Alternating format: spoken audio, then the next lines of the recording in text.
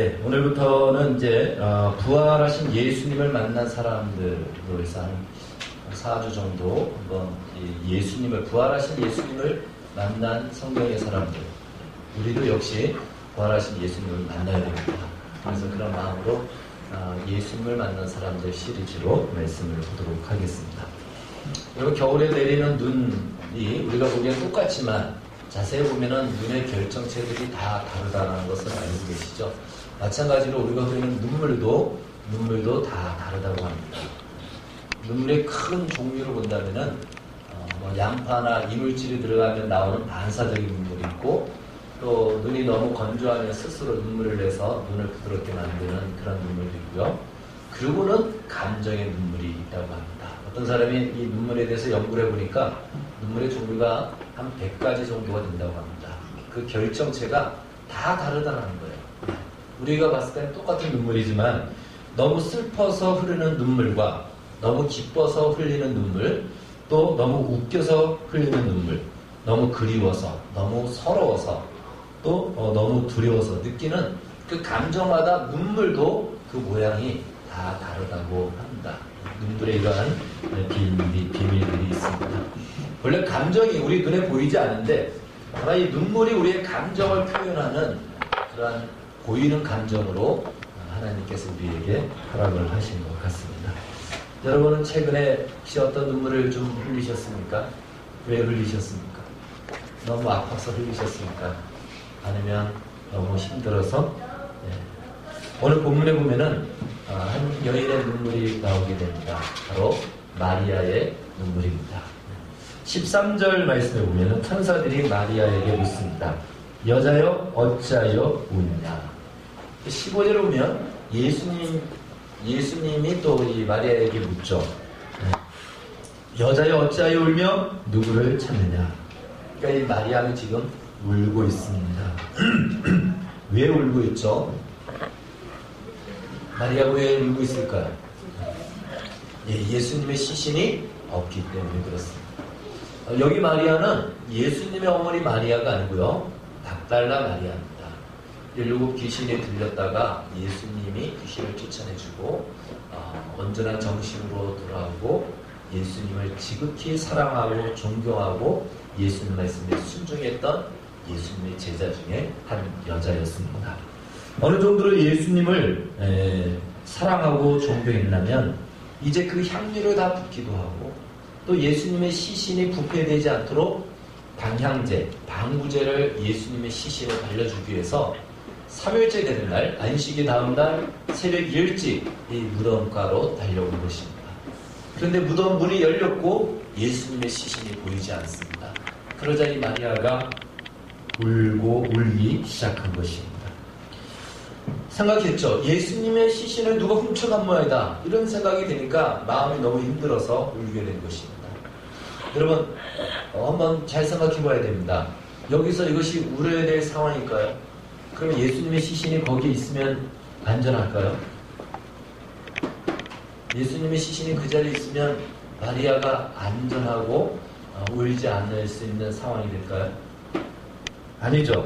어떤 모습이 울어야 될 상황일까요? 예수님의 시신이 있으면 울어야 됩니다.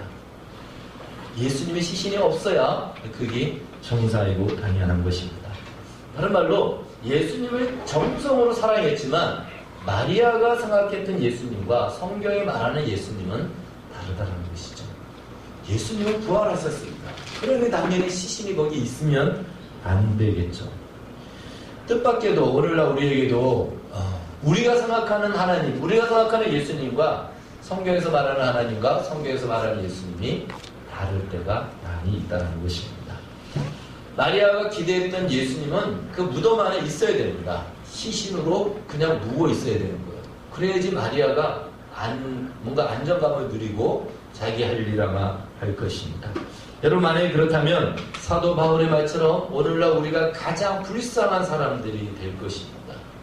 예수님의 시신이 거기에 있다면 오늘날 우리는 가장 불쌍한, 예수 믿는 사람들이 가장 불쌍한 사람들이 될 것입니다.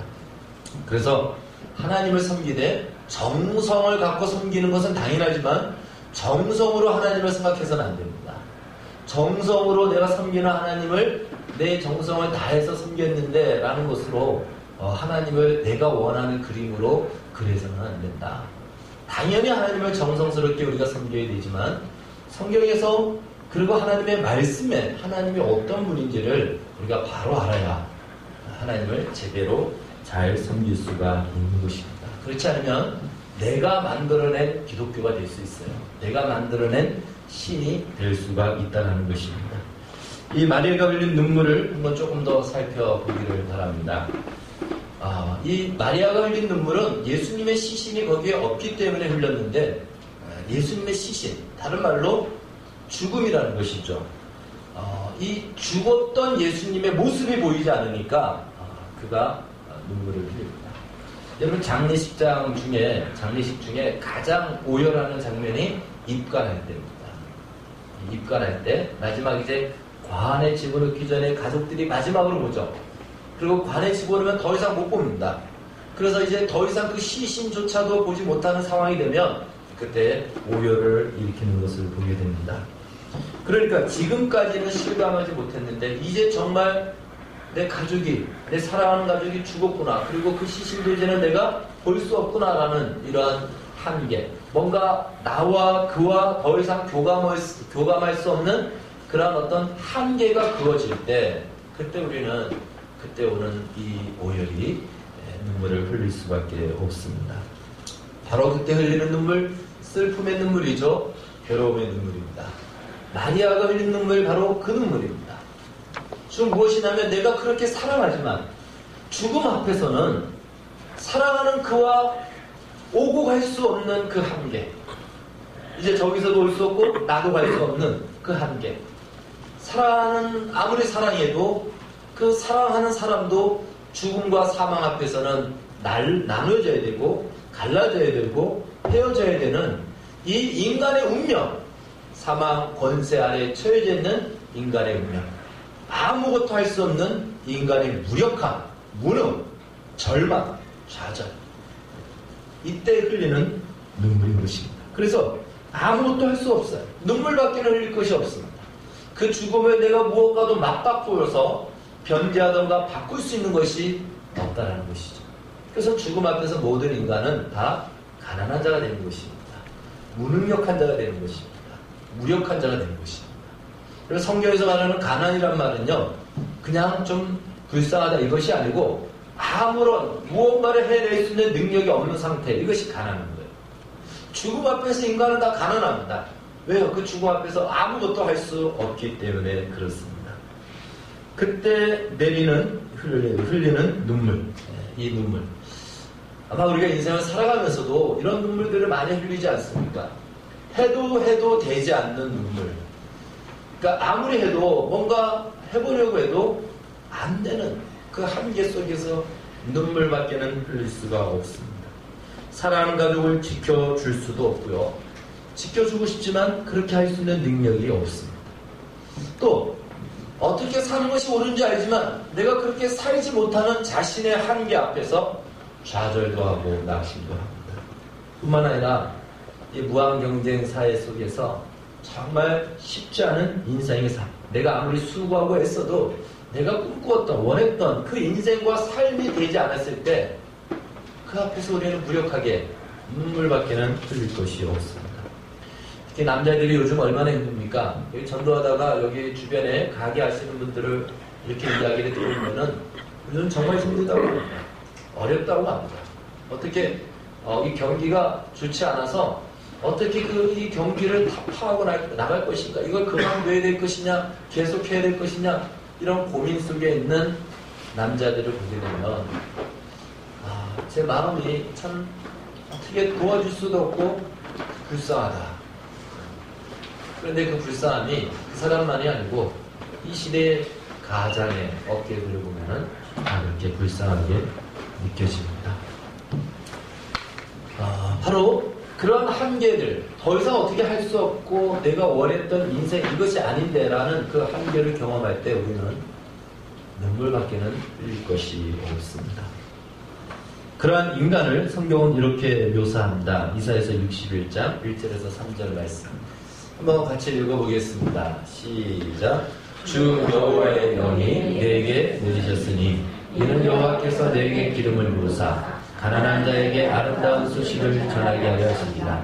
나를 보내사 마음이 상한 자를 고치며 포로된 자에게 자유를, 갇힌 자에게 노임을 선포하며 여호와의 은혜와 우리 하나님의 보복의 날을 선포하여 모든 슬픈 자를 위로하되 물을 시원해서 슬퍼하는 자에게 화관을 주어 그 죄를 대신하며 기쁨의 기름으로 그 슬픔을 대신하며 찬성의 옷으로 그 분심을 대신하시고 그들이 위에 남은 곧 여호와께서 심으신 그 영광을 나타낼 자라 일컬음을 받게 하려 하십니다.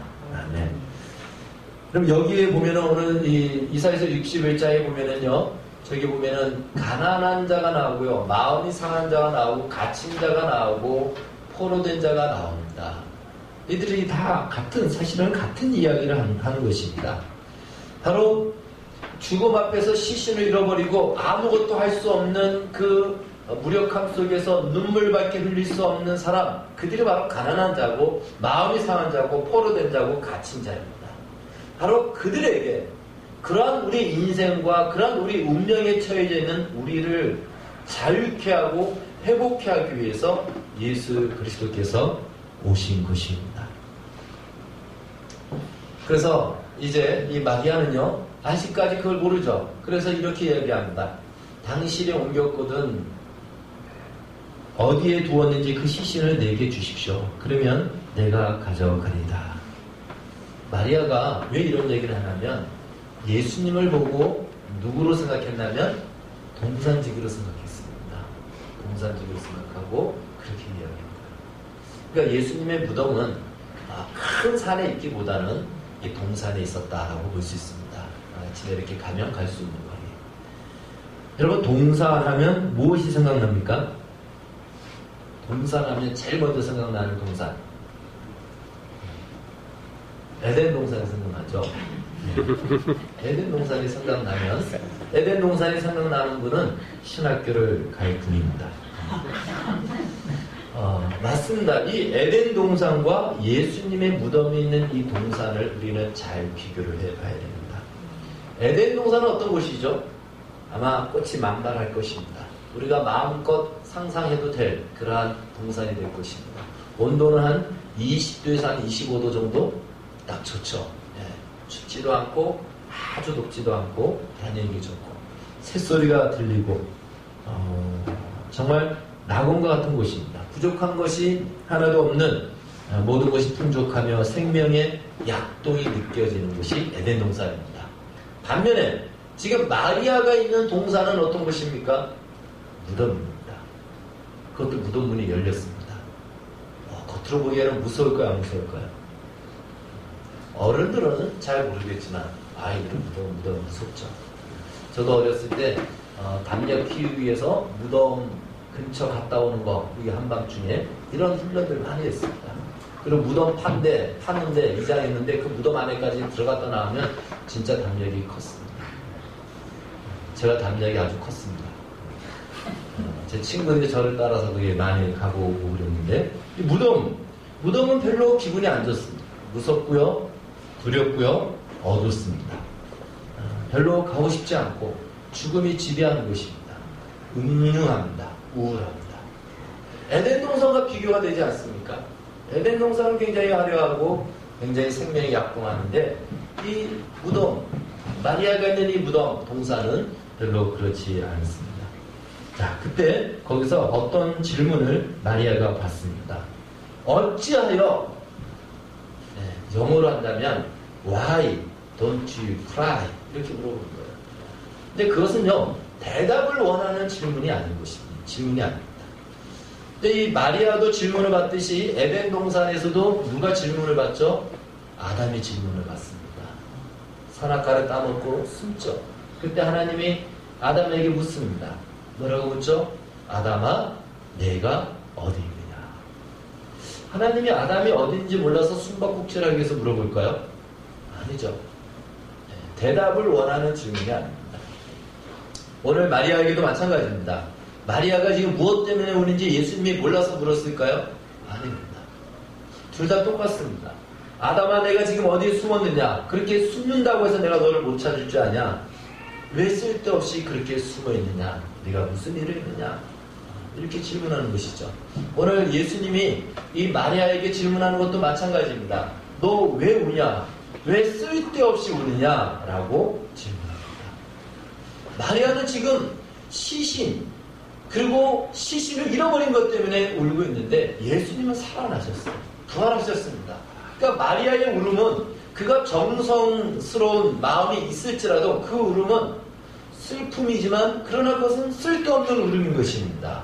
왜요? 예수님은 부활하셨기 때문에 그렇습니다. 오늘 그걸 말씀하는 거죠. 실상을 모르고 자기 감정에 빠져 있으면 우리도 이렇게 이 마리아처럼 헛된 울음을, 헛된 눈물을 흘릴 수가 있다는 것입니다. 아담이 숨은 이유가 무엇이죠? 생명이 만발한 그곳에 죄를 지음으로 말미암아 어둠이, 죄가, 사망이 드리워집니다. 그런데 그것만이 아니고 드리워진 것으로 끝나지 않고 마침내 생명을 삼켜버리고 오늘 마리아가 서 있는 무덤까지 온 인류와 세상 사람들의 운명을 다 참고하고 장악하게 됩니다.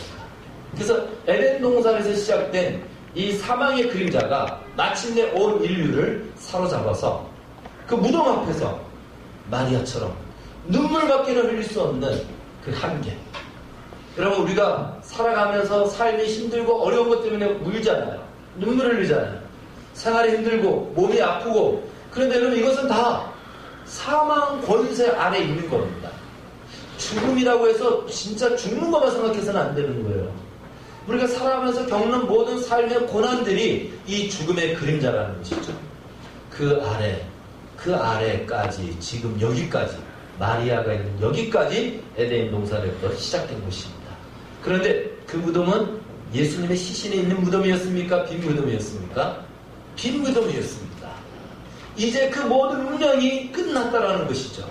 아담으로부터 시작된 그 모든 저주와 사망과 그 죽음 앞에서, 사망 권세 앞에서 아무것도 할 수 없는 인간의 무능력과 절망과 이 무력함이 이제는 끝났다. 이제 여기서 끝났고 새로운 생명의 시작과 새로운 승리의 시작이 이루어졌음을 말씀해 주고 있습니다. 그래서 오늘 본문은, 여러분, 우리가 읽은 이 본문은 그림으로 그린다면 인류 역사에서 가장 위대한 한 장면입니다. 수천 년 동안 내려왔던 사망의 아래 있던 인류의 운명이 여기서 종기부를 찍고 새로운 생명과 승리의 역사가 시작되는 그 자리가 바로 예수님의 빈 무덤입니다. 그래서 이 무덤, 이 장면은요, 정말 우리가 기억해야 될 장면이고 또 기억해야 될 내용이기도 합니다. 그동안 우리를 장악해서 우리를 사로잡아서 죄를 짓게 하고 죄를 짓게 하다가 결국 인생을 슬픔과 고통 속에 살게 하다가 그냥 사망으로 내어던지는 이 죄의 세력, 사망의 세력, 그것이 아무리 크다 할지라도 하나님이 다스리시고 하나님이 주시는 복과 은혜 앞에서는 아무런 힘도 발휘하지 못하는 그 분명한 증거의 자리가 오늘 예수님이 부활하시고 마리아가 서 있는 이 빈 무덤의 자리라는 것입니다. 바로 그것이 증명된 날입니다. 이사야서 25장 6절 8절 말씀 우리 한번 같이 읽도록 하겠습니다. 시작. 만군의 여호와께서 이 산에서 만민을 위하여 기름진 것과 오래 저장하였던 포도주로 연회를 베푸시리니 곧 골수가 가득한 기름진 것과 오래 저장하였던 맑은 포도주로 하실 것이며 또 이 산에서 모든 민족의 그 가려진 면박과 열방의 그 덮인 휘장을 제하시며 사망은 영원히 멸하실 것이라. 주 여호와께서 모든 얼굴에서 눈물을 씻기시며 그 백성의 수치를 온 천하에서 제하시리라. 여호와께서 이같이 말씀하셨습니다. 저기 마지막 부분에 보면은요, 그 얼굴에서 눈물을 씻기신다. 계시록에 보면은 눈물을 씻기신다 라고 나오죠. 이 눈물을 씻긴다라는 것은요, 바로 그것을 이야기합니다. 즉 우리의 인간의 한계, 이 죽음 앞에서, 사망 권세 앞에서 해도 안 되고 내가 원하는 꿈과 내가 원했던 삶의 모습을 만들어가지 못하는 그 한계와 무력함 속에서 흘릴 수 있는 것이 눈물, 할 수 있는 것이 눈물밖에 없는데 이제 그 눈물을 씻기는 것은 더 이상 그 한계에 갇혀있지 않는 운명이 되었다. 이제 그 한계 속에, 무력함 속에 갇혀있지 않는 그 자리에 우리 자신이 섰다라는 것입니다. 부활하신 바로 예수님이 마리아를 찾아온 것입니다. 그런데 예수님이 그 앞에 있는데도 마리아가 알아봅니까? 못 알아봅니까? 못 알아봐요. 이것도 중요한 내용입니다. 여러분, 부활하신 예수님이 앞에 있지만 마리아는 못 알아봐요.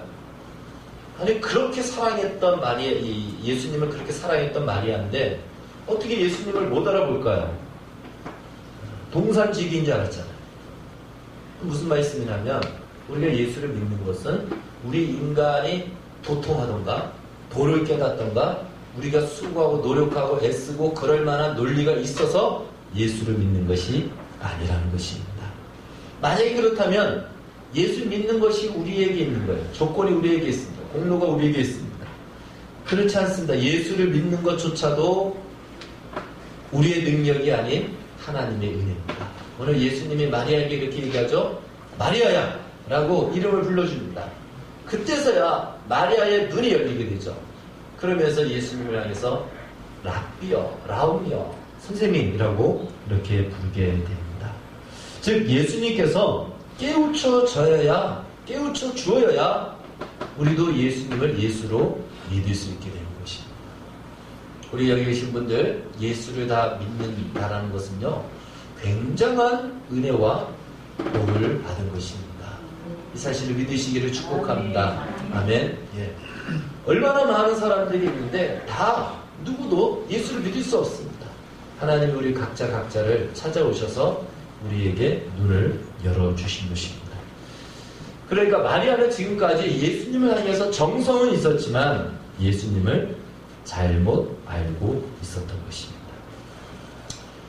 여러분, 하나님을 믿지만 정성을 갖고 믿지만 조금은 하나님과 다른 하나님을 우리가 만들어서 믿을 수가 있어요.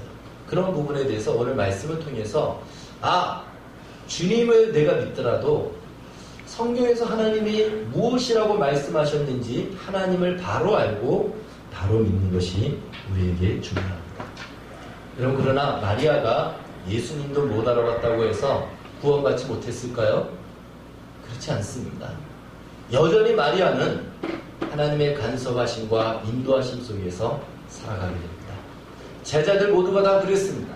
그리고 이제 그들이 사도행전에 가면 위대한 일꾼들이 되는 것을 보게 됩니다. 그래서 부활하신 예수님을 만나지 않고서는 하나님의 사람이 될 수가 없어요.